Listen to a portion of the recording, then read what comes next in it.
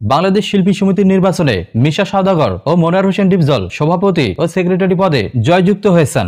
মিশা সওদাগর ও মনোয়ার হোসেন ডিপজল শিল্পী সমিতির সভাপতি সেক্রেটারি হওয়ার পর থেকে অনেকেই ধারণা করছেন এটি সুপারস্টার শাকিব খানের জন্য বড় ধরনের বাধা। আর এর পিছনে বেশ কয়েকটি কারণ রয়েছে।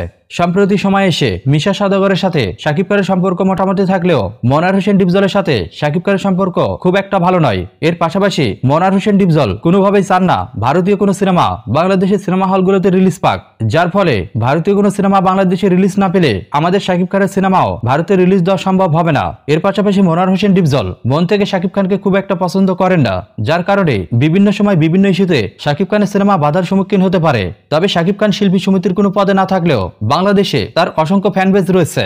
এর পাশাপাশি বাংলাদেশের বেশিরভাগ অভিনয় শিল্পীরা শাকিব খানকে সাপোর্ট দিয়ে থাকেন, যার ফলে মনোয়ার হোসেন ডিপজল হয়তো শাকিব খানের বিপক্ষে খুব একটা সুবিধা করতে পারবেন না। তবে সবচেয়ে চিন্তার বিষয়, শাকিব খানের দরদ সিনেমা প্যান ইন্ডিয়ান সিনেমা হয় এবং মনোয়ার হোসেন ডিপজলের সাথে অনন্য মামুনের সম্পর্ক ভালো না থাকায় হয়তো বাংলাদেশে রিলিজের ক্ষেত্রে শাকিব খানের আলোচিত এই দরদ সিনেমাটি সমস্যায় পড়তে পারে।